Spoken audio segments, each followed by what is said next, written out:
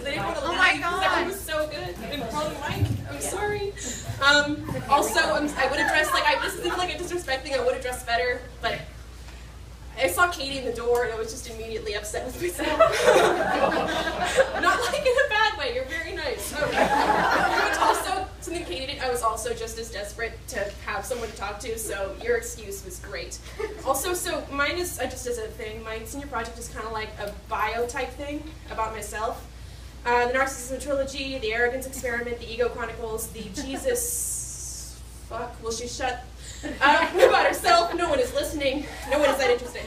7th grade. Let's see.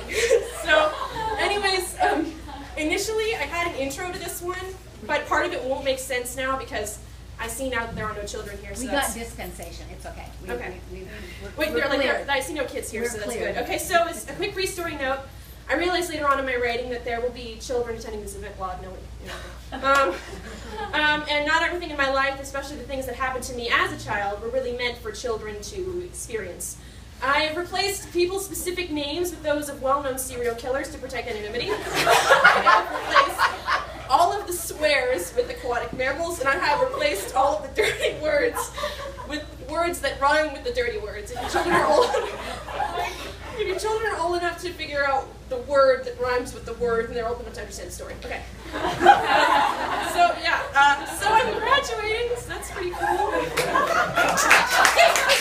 I was pausing for Oz. I'm leaving. Be sad about it. Okay, really? Anyways, yes, thank you. Do you want to say where you're going?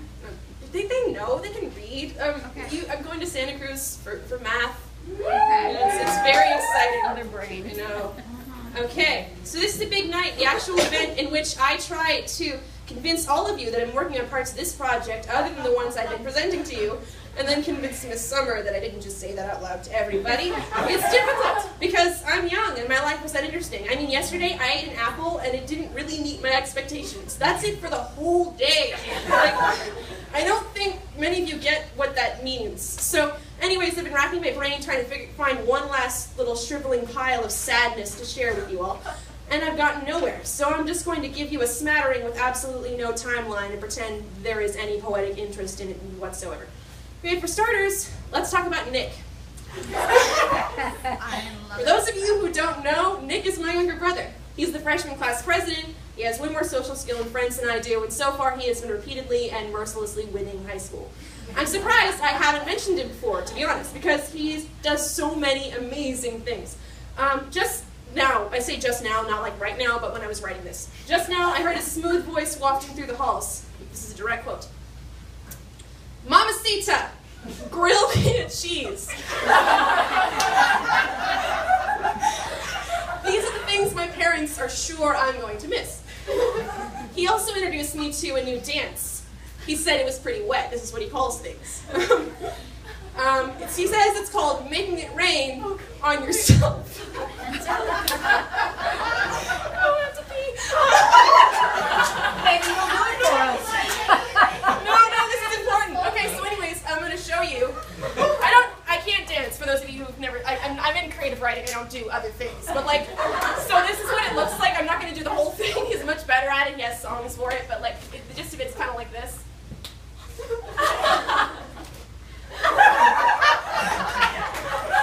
your phones out of it. That's about it. I actually had a note in there to remind myself to show you guys what the dance looks like, just in case I forgot. So yeah, he says the word bae in seriousness. He wears polos, and when he wears polos, he tells me about it in advance, saying, I think I'm going to wear Ralph tonight. Got some MC kids coming to this one. He does that with designers. He calls them by one name as though they're bros. He's, on more than one occasion, simply referred to his boxers as his hill figures. He's also the only person I've ever heard use the word emo since I've been wearing a training bra. So that's Nick, in case you need a summary of his life later on for some reason that I'm not aware of, because I will be long gone. Okay, so story time again. This one is one that the 5 of you who also have been enduring this for 4 years. Wait, enduring what? Love. Oh, okay. This class for 4 years. You've already heard this story. I think I told it like my freshman year when I was trying to be cool. Bad way to do it. but no one cares because you're also leaving. So those of you, so you know those conveyor belt transporters in the airport? Well, when I was on one of those with my, I was on one of those with my brother. When Satan inhabited his innocently young, he was 6, I was 9, mind with an idea. He said, since we're not moving, let's sit down. And I said no, because the ground was dirty, I was finishing my chips, and I was a lady. But as you all know, I've been a really big fan of sitting for a long time, especially when standing is the alternative. So I eventually agreed and squatted cross-legged on the thing while shoveling the last of my Lay's potato chips into my face. So when we got to the end, Nick slid onto the tile, got up, and ran to our gate following my mom. I followed suit, or tried to, until I noticed the belt had stopped moving. I worked to get up, but no give. I heard a lady say, "The belt's not moving." Very observed. And then a grumble from the rest of the angry passengers who would actually have to walk the last few feet as they stepped right over the little kid in their path and ran their roving luggage over her crumpled snack food. I tried to escape with them, but when it dawned on me that I was wearing a skirt that day, I was the cause of the jam. The tail end of my skirt had physically stopped. Mom! Had